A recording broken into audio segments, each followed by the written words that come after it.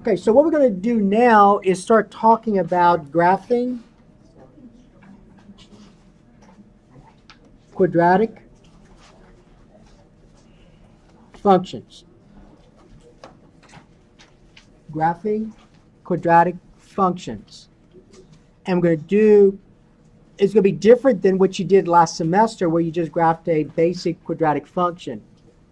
The terminology will be a little bit different now because you actually have to do quite a bit. Okay, now, all right, I gave you a handout, and I want you to look at this handout. And on this handout, there are three functions, f, g, and h, right? Y'all see that? Okay. Now, I want you to notice, well, I want you to tell me what kind of functions are these three functions that you see. No, they're not rational. They are polynomial. I'll give you that, but there's a specific name for it. Quadratic. Yeah, I just said that. I mean, the topic is graphing quadratic functions. So all of these are quadratic functions because if I were to FOIL this out, wouldn't I get an x squared as my leading term? Yes. In all cases. I would have a leading term that involves an x squared. And in fact, the graph is a what? What do you see about the graph? What's the shape? It's a parabola. All right, so these are quadratic functions.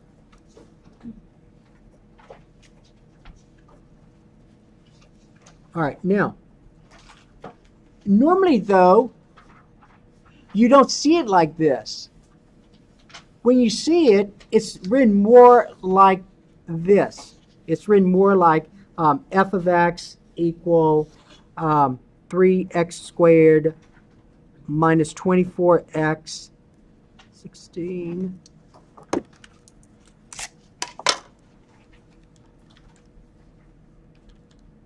plus 51. That's a quadratic function as well, right? Mm-hmm. These two right here that I'm pointing to, those are the same function. Those are the same function. Okay? They look different though, right? Yes. They look different. These two functions are the same ones. They look different. Do you remember last test you had to complete the square? Mm-hmm. And in fact, you have to complete the square today, right? You're going to have a circle, is that right? Yeah. Okay. Did y'all look at the study guide? Yeah. All right. Now, okay. Now, so when you complete the square, do you remember you went from something like this to a binomial squared? Because you remember it was x minus h squared plus y minus k squared equals r squared, this circle. All right. So you can do the same thing here. You can complete the square in this to get this. Okay? All right. Now, this right here, though, this is called general form. So we're going to call this general form. Sometimes it may be called standard form, depending on the textbook. So it's general form, standard form. So that's where you have f of x equal ax squared plus bx plus c. So make sure you write that down. Ax squared plus bx plus c. We're going to need those ideas in a little while. All right, now, let's go back and look at these forms here. I have this parabola. What is the vertex? What are the coordinates of the vertex of this parabola? 4, 2. Okay. So your vertex, you remember in a parabola, if you remember this part you had last semester, in a parabola, the low point is called the vertex, or the high point, if it opens down, that's also called the vertex. So what's a vertex here? positive 4, 2. Okay? What's the vertex here? What's the vertex? Negative 3, 5. What's the vertex here? 2, negative 6. Okay? All right, so we know what the vertices are for each one, right? Now let's look at this form that you see. My vertex is 4, 2. Do you see a vertex in this? Do you see 4, 2 in this form? Do you see a 4 somewhere? Yes. Do you see a 2 somewhere? Yes. Negative 3, 5. You see a 5, right?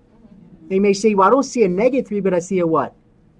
Positive 3, okay. We're going to come back to that. 2, negative 6. You see a negative 2. We're going to come back to that, but you definitely do see a what? Negative 6.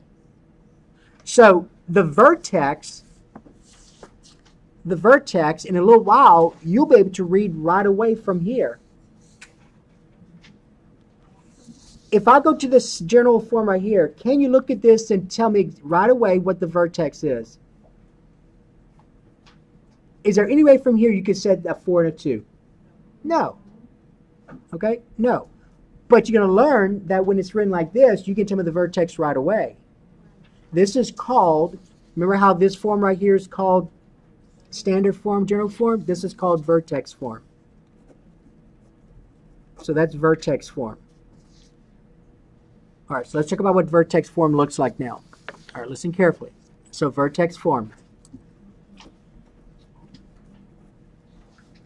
Vertex form looks like this.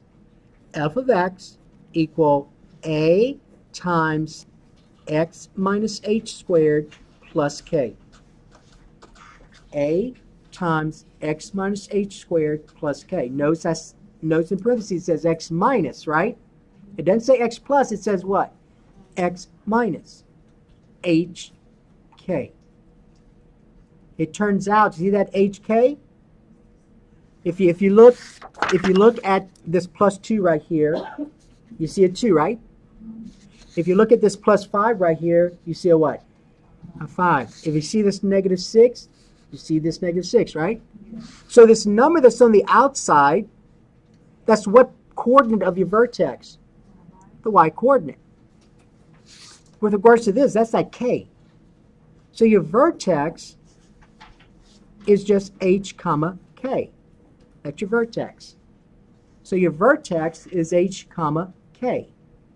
All right? Now, students have a little bit of trouble at first determining h. So, let's find the vertex for each of these. Number 1. Suppose my function is f of x equal 3 times x minus 5 squared plus 8. Okay, write that down.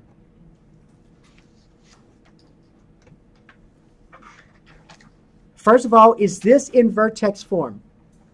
Yes. So if it's in vertex form, hence you can find the vertex. Remember, your vertex is hk. What is h in this case? 5. Not negative 5, 5.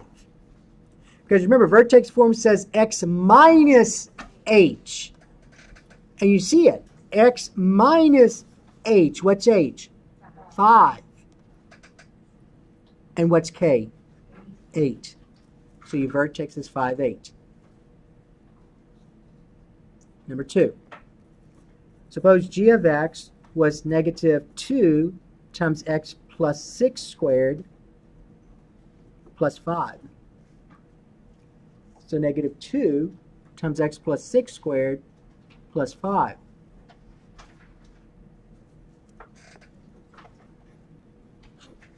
What do you think the vertex is? Negative 6 comma what? 5. Very good.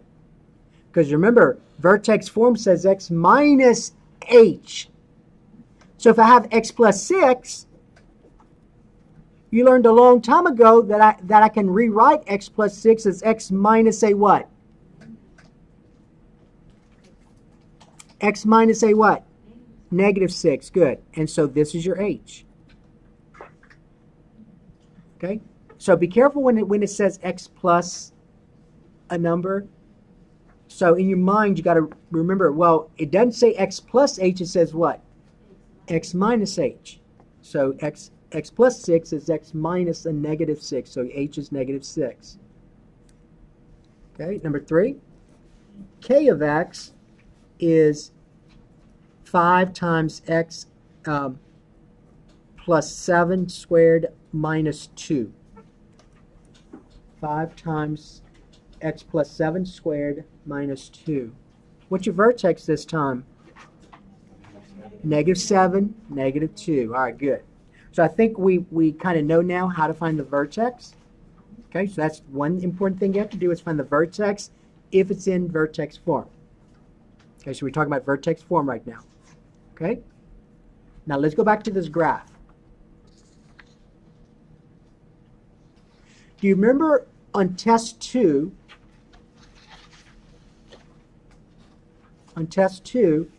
you had a parabola. Oh, I know what test 2. It was one of the topics. You had a parabola. And we asked ourselves, is this parabola even, odd, or neither? Remember that? Yeah. Okay? So this right here, is this function even, odd, or neither? It's what? Neither. Well, who said even? Okay. What would even be? Don't say anything, y'all. I want her to tell me. Why is it even? No, that's not why. An even function is symmetrical about the y-axis. Girl, it's on your test today. Kudos to the rest of you for knowing that. Is this function symmetrical about the y-axis? No. That function is not symmetrical about the y-axis. Here's the y-axis, right? That's not symmetrical about the y-axis. The y-axis doesn't go through this, right? Is this function even, odd, or neither? Neither. This function even, odd, or neither? Neither. By the way, an odd function is symmetrical about the origin. Origin. Okay? All right. So, if I drew this right here, look at this carefully.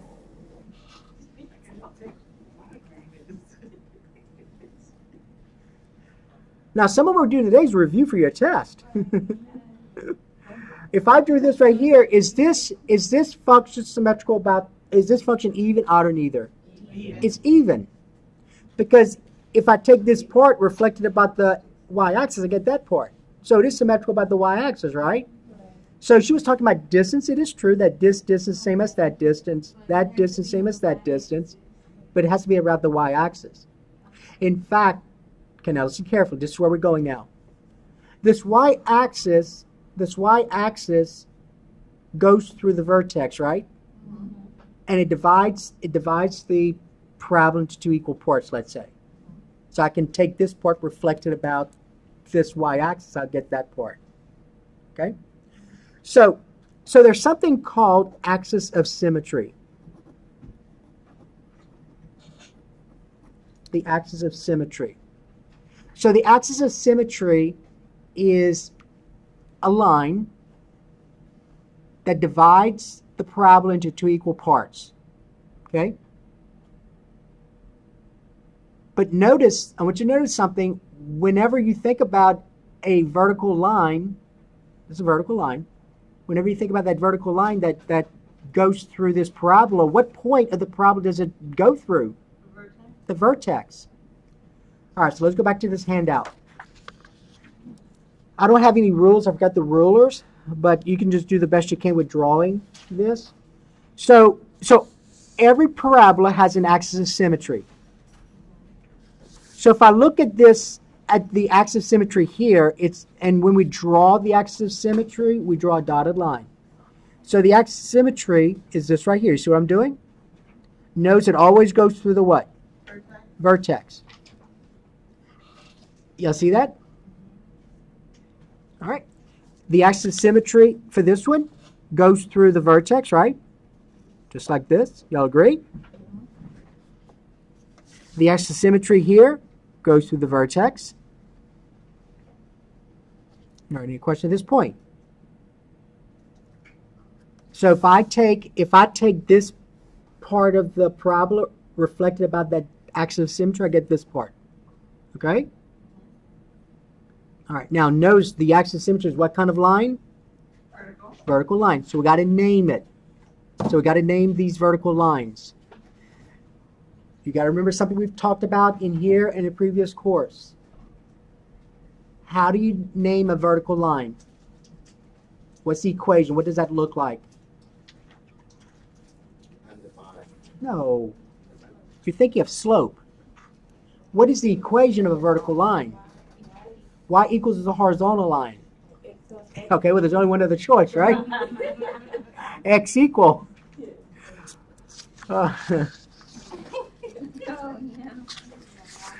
So if I say graph x equal 4, what does that mean, x equal 4? X always equals what? 4. So if I do a t-table, this column's always going to be a 4, no matter what y is. So if I plot those points, these 2 points, 4, 0 is here, 4, 1's here, you see I get this vertical line, right? So you name a vertical line using what letter?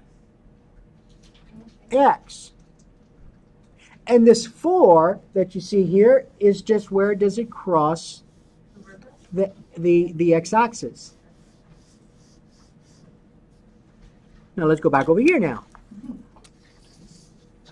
This dotted line, how do I name this dotted line right here? X equals 4. X equals 4. How do I name this vertical axis symmetry? X equals -3. You don't just say -3, right? You got to say what? X equals, because it's an equation. What is the axis symmetry here? X equals 2.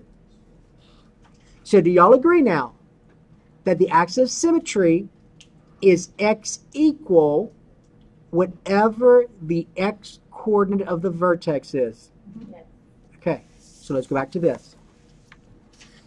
Right here, here's the vertex. So the axis of symmetry will be x equal what? H. X equal h. So your axis of symmetry is x equal h. So to find the axis of symmetry, you first of all need to know something about the vertex, or part of the vertex. What part of the vertex do you need to know? The x coordinate of your vertex. All right. Now, you did this in a previous course.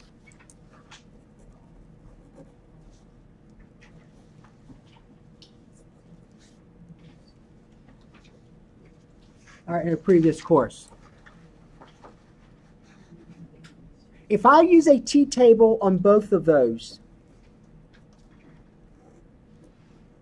okay, if I use a t-table on both of those, and if I let's say x is 0, what's y here? 0. Okay. If x is 1, what's 1 squared? 1 times 2 is 2. If x is -1, what's -1 squared? Positive 1. 1 times 2 is 2. If x is 2, what's 2 squared? 4 times 2 is 8. If x is -2, what's -2 squared? 4 times 2 is 8, right? So if I were to just quickly do a rough sketch of this, 0, the origin is here. That's the vertex. 1, 2 is here. -1, 2 is here. 2, 8, let's say, is around here. And -2, 8, let's say, is here. So I get a parabola that does something like this. Just make it look like a parabola. I didn't scale this very well, but that's what the graph looks like, right? If I look at this one, doing a t-table, if x is 0, what's my y value? It's still 0, right? Because 0 times 0 is 0, 0 times a negative 2 is 0. If x is 1, what's 1 times itself? 1 times negative 2? If x is negative 1, what's negative 1 times itself? 1 times negative 2? Negative 2. If x is 2, what's 2 times 2? 4 times negative 2? If x is negative 2, what's negative 2 times negative 2? 4 times negative 2? All right. If I look at that one, so 0, 0 is here, 1, negative 2 is here, negative 1, negative 2 is here, 2, 8, negative 8, let's say is here, 2, negative 8, let's say is here. What do you notice about that parabola? It goes down. So this parabola opens up, this parabola opens down, right? So I want you to look and try and determine what made this parabola open up and what made this one open down. Okay, when you say negative, negative what? The negative 2. And this was what kind of 2? Positive. So in terms of our quadratic function, either written in standard form or vertex form,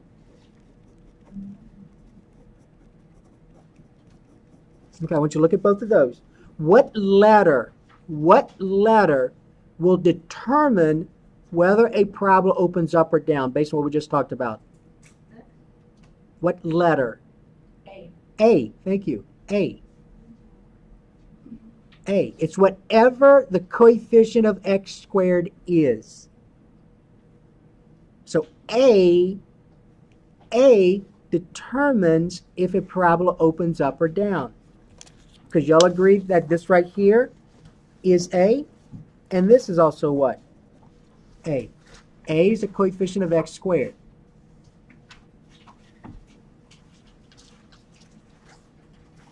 So, write this down. If A is positive, parabola opens up. If A is negative, the parabola opens down.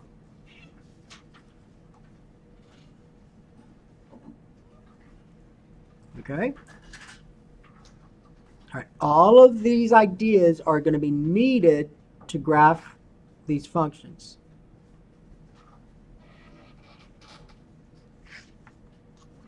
Okay. Now, I'm going to go back to this vertex form. I'm going back to the vertex form.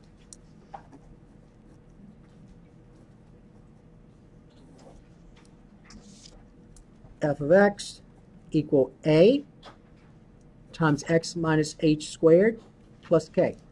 So from this vertex form, you can tell me very easily what the vertex is. What's the vertex? K. Oh, wait, no. HK. And you can tell me very easily if the parabola opens up or down. You can also tell me now what the axis symmetry is. What's the axis symmetry? Yeah, not K, H, right? And you got to say X equal. Don't just put H. You'll be very upset because the axis symmetry is a line. When naming a line, you need some variables.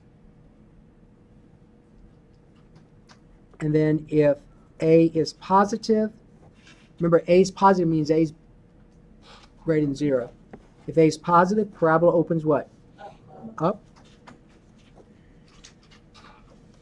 If A is negative, parabola opens down.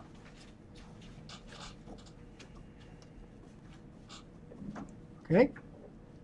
All right, that's vertex form. All right, let's talk about standard form.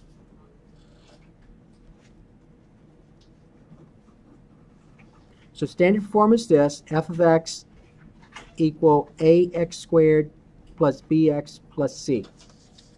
Ax squared plus bx plus c. All right. To find the vertex, there's a formula you're going to use. So the vertex formula is this. Remember, the vertex is hk, right? Hk. All right, so h is this. Here's how you find h. To find h, you're going to say negative b divided by 2a. Negative b divided by 2a. And that part should look familiar. Where did you see negative b over 2a before? In the quadratic formula. Remember the quadratic formula was this?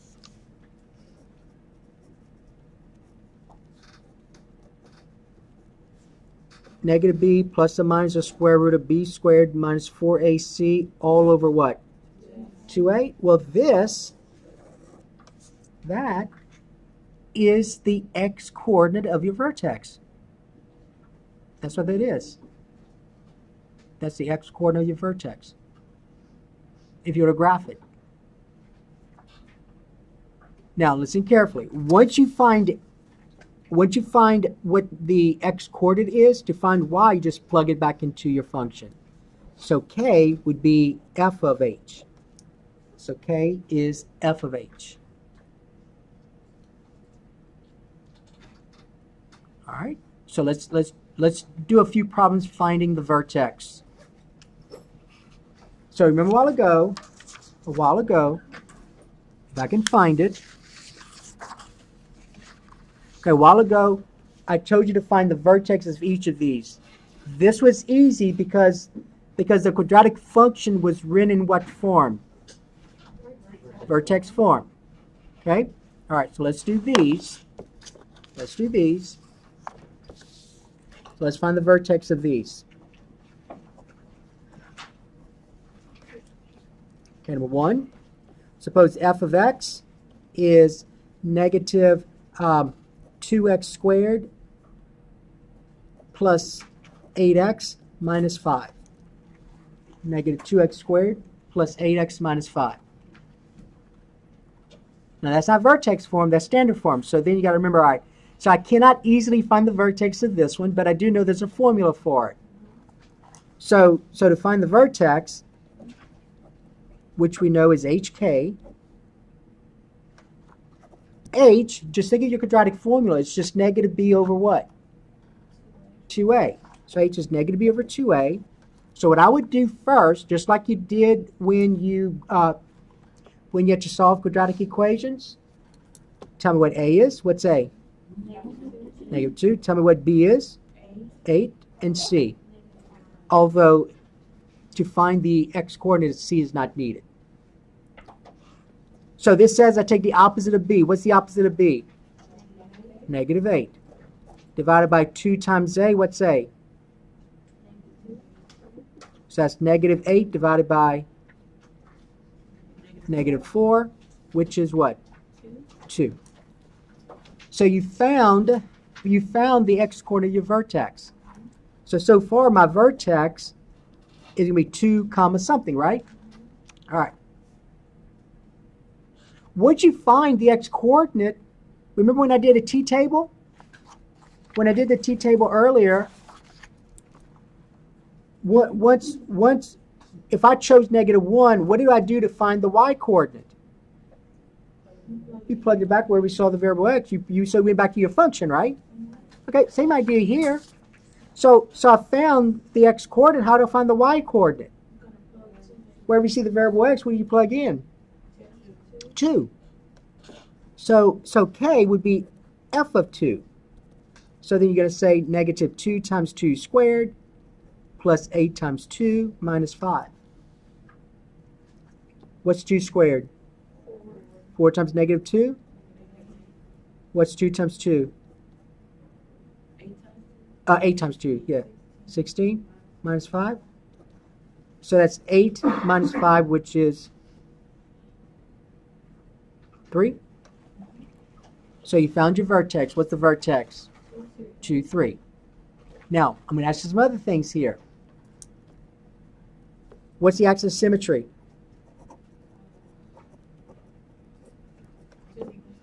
X equal 2. Someone said 2.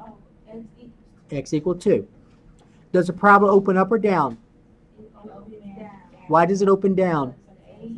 Because A is negative. As long as it's negative, it opens down. Doesn't matter whether it's -5, -6, or anything like that. It opens down. So f of x opens down since A is less than 0. Okay? Now, in a little while, we're going to take all the information, we actually graph it. Okay, number 2. Let's do one more with finding the vertex. Now, the ones that you're going to have, the vertices, they're going to be integers. So I'm not going to give you one where the x-coordinate's a fraction. I'm not going to give you one like that. So whenever you find h, it's going to be an integer. It won't be a fraction.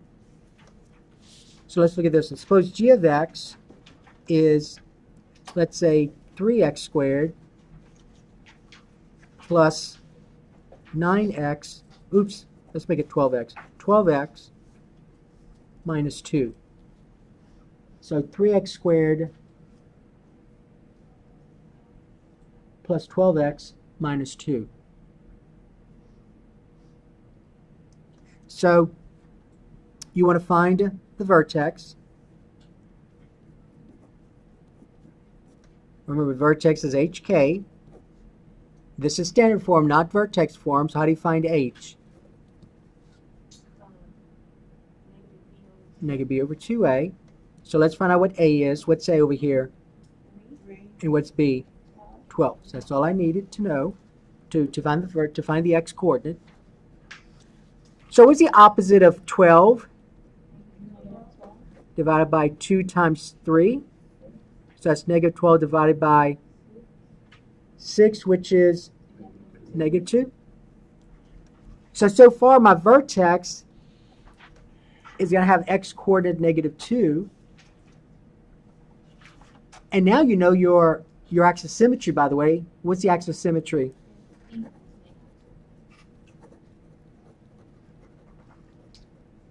X equal negative 2. Okay. Now how do I find the y coordinate of the vertex? How do I find k? So I'll be finding g of what? Negative 2. All right, so I get 3 times negative 2 squared plus 12 times negative 2 minus 2. Okay? What's negative 2 squared? 4. 4 times 3? 12. 12. What is 12 times a negative 2? 24. Negative 24. You agree? Okay, and then minus 2. What's 12 and a negative 24? And what's negative 12 and a negative 2? Negative 16? Negative 14. So there's your vertex. Does the parabola open up or down? It opens up because A is, which is positive. So g of x opens up since A is positive. Okay? All right, so you're on your way to graphing this now. You know some piece of information. You all know how to find the vertex, right? Whether it's the vertex form or what's the other form called? Standard general form. Either word's fine. You also know how to find the axis of symmetry.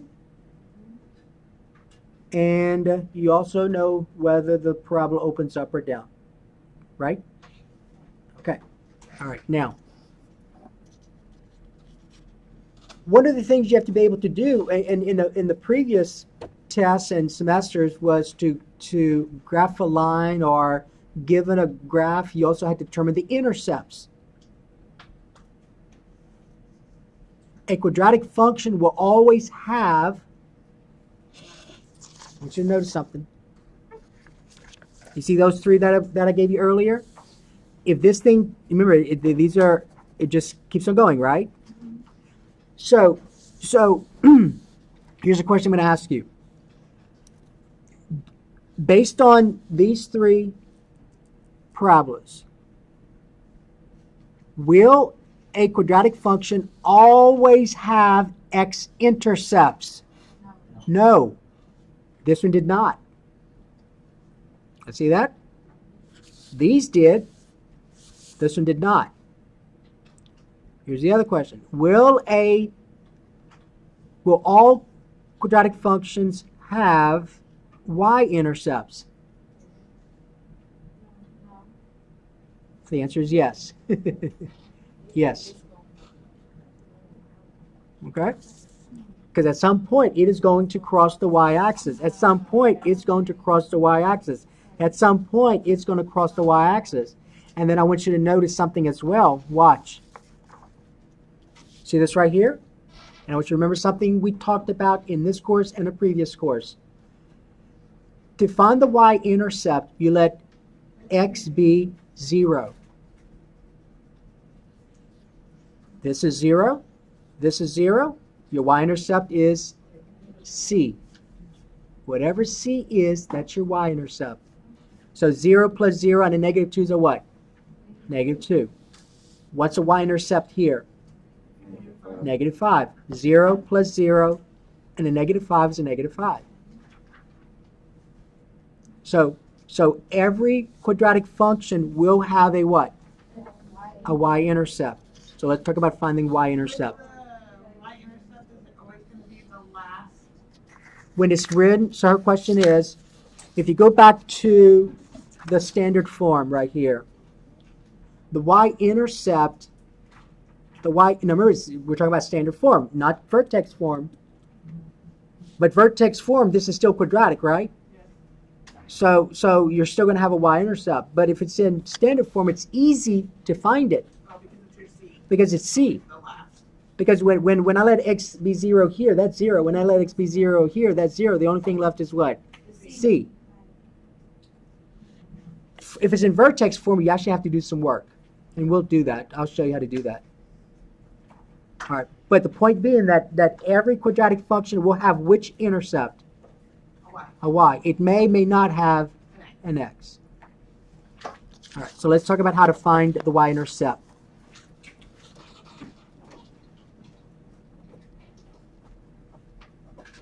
So remember, find the y-intercept, you're going to let what? X equals 0, correct? All right. So let's do one with standard form.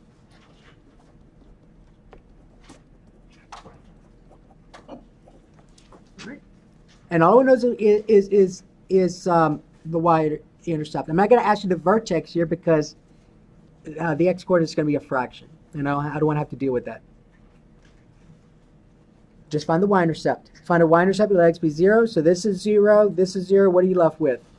Negative 6. So my y-intercept, in the blank, you'd say negative 6. If I asked you to put this as an ordered pair, you would say what? 0, negative 6. All right, so given standard form, that's easy. It's just c, right? So in standard form,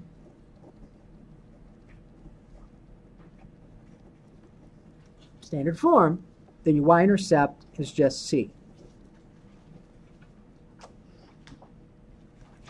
But it's not as easy.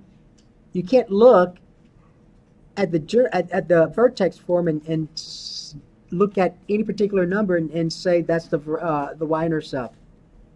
So let's say I had 2 times x minus 3 squared minus 8. Again, to find the y-intercept, I got to let x be 0. Okay, so let x be 0.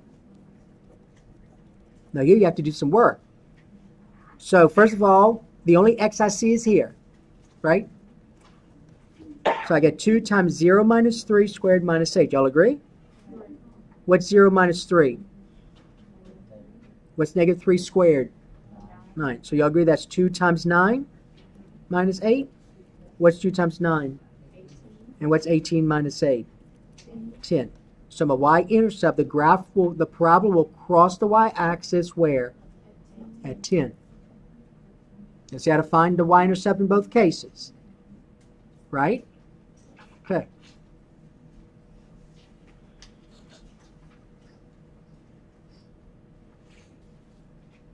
All right. Let's talk about the X-Intercept. And the reason I want to do the X-Intercept because on your test today, don't you have to use the quadratic formula? Okay. You think so? Are y'all actually using a study guide at all? Okay. Yeah, yeah. Everything you use in a past is supposed to you use. Girl. You just need to get some chocolate to kind of help that brain from not exploding. All right, let's talk about finding X-intercepts.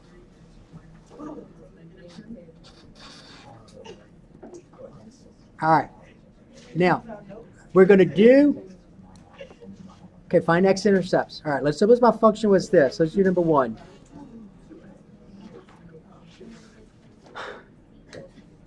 Two x squared minus 3x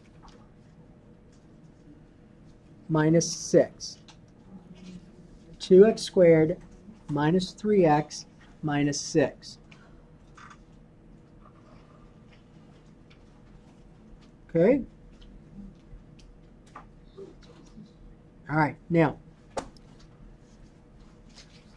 to find the x-intercepts, what do you let be 0? Y. What in this case represents y?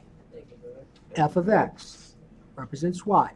So basically, to find the x-intercept, you take your expression and you set it equal to what? 0. So on your test today, you're going to have a quadratic equation.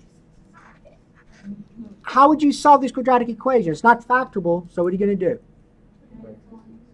Huh? Quadratic formula. What's a quadratic formula?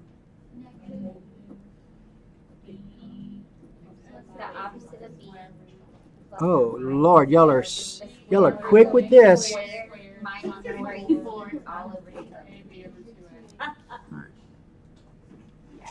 Okay, what's A in this case? 2. What's B in this case? What's C in this case? All right. So let's find.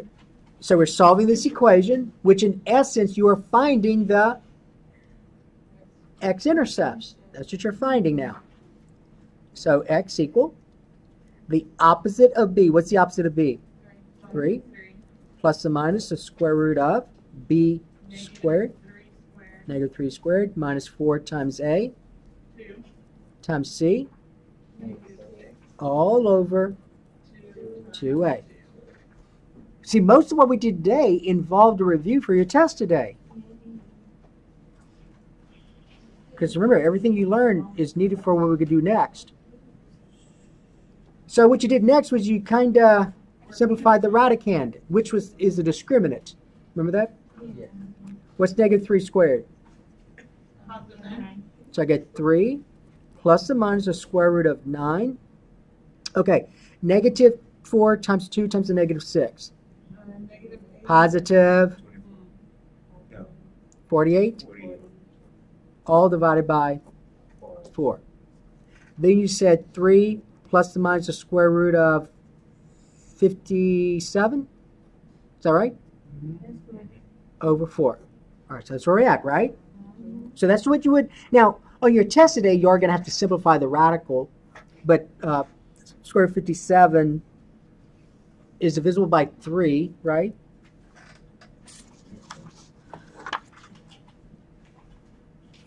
(57) divided by 3 is 19, but so 57 is 3 times 19, correct? Are any of these perfect squares? No. So I cannot simplify the square root of 57. That would be your answer.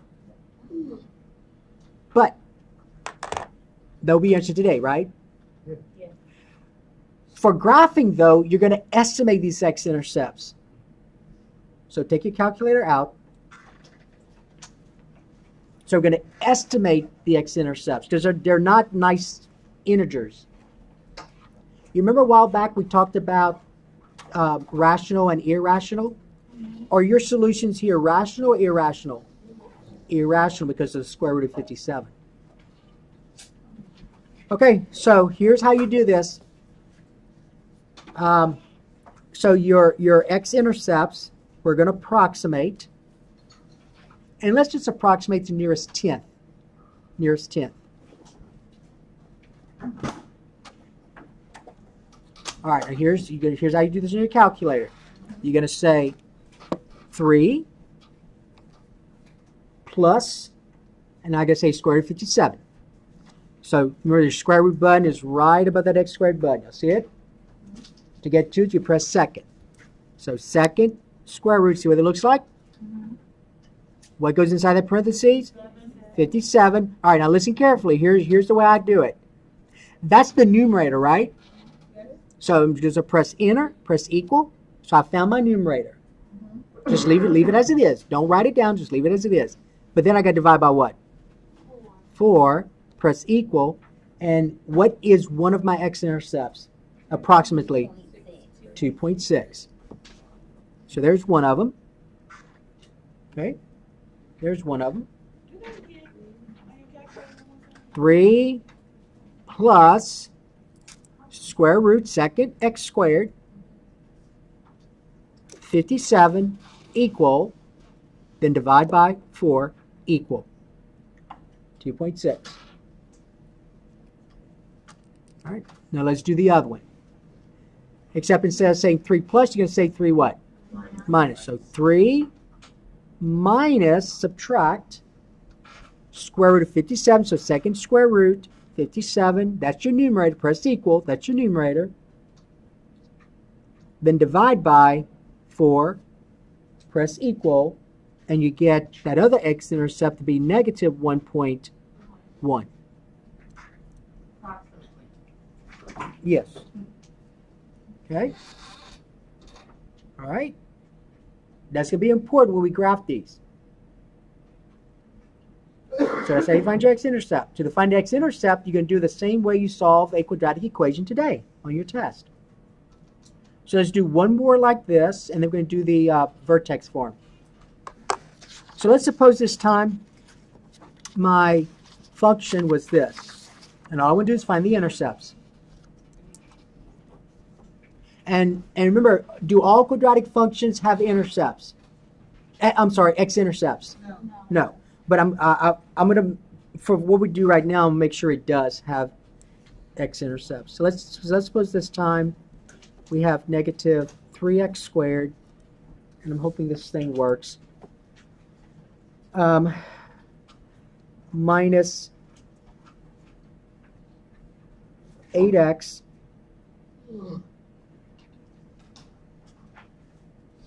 plus 10. I have no idea if this is going to work very well.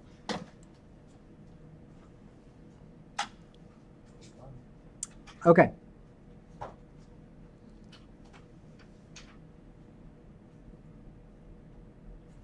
What's A? B? And C? 10. So I want to find the x-intercept, which means I'm going to set this equal to what? 0.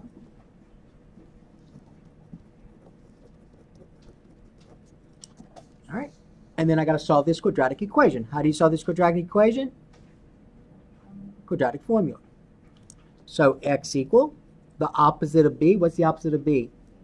8 plus or minus the square root of negative 8 squared minus 4 times a. What's a? Times c. What's c?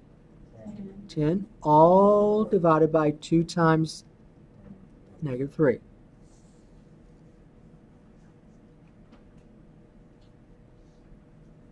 Okay, what's negative 8 squared? 64. Okay, negative 4 times a negative 3 times 10. 120. All divided by negative 6. So it becomes 8 plus or minus the square root of 184. All divided by negative 6. Okay, so that's where I'm at. Now, in your test today, you are going to have to simplify the radical, but it won't be that difficult. But for graphing, you don't have to simplify the radicals. For graphing, don't simplify.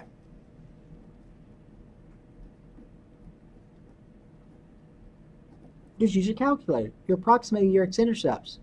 Because your X-intercepts are rational or irrational? Is this irrational or rational? Irrational. You have a square root of 184 in here. All right, so let's approximate the X-intercepts. So let's do this. You're going to say 8, and then what? Plus square root 184. Press what? Equal. Then divide by negative 6. So you get negative 3.6. So that's one of your X-intercepts. So the parabola is going to cross the x-axis at about negative 3.6. Then on the other one, 8 plus, I'm sorry, minus, you're right, 8 minus square root 184. Press equal. Then divide by negative 6. Press equal. 0.9. 0.9. Okay? So that should not be difficult for you because this part here is on your test. Solving quadratic equations on your test using a quadratic formula. And before I give you a test, let's find the X-intercepts. But notice that these two problems were written in what form? Journal form, standard form. Let's do one that's in vertex form. Okay? So we're going to do an easy one first. In the next class period, we'll look at one that's a little bit more complicated. Okay, number 3. Suppose number 3 that we have this. F of x is 2 times x minus 5 squared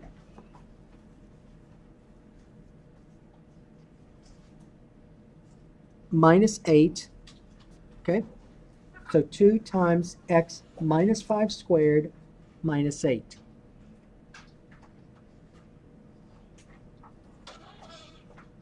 All right, now listen carefully, because this is also a review for your test today.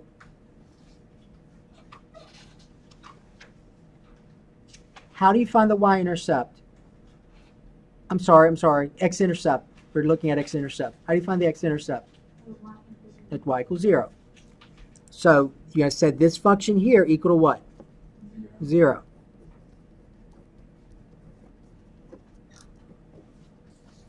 You have this on your test today. How do you solve this quadratic equation? Add 8 to both sides, then do what? Divide by 4, and you're going to use what property? Square root property. Okay, remember one of the part of the study guide was says solve a quadratic equation using square root property, and then one using quadratic formula.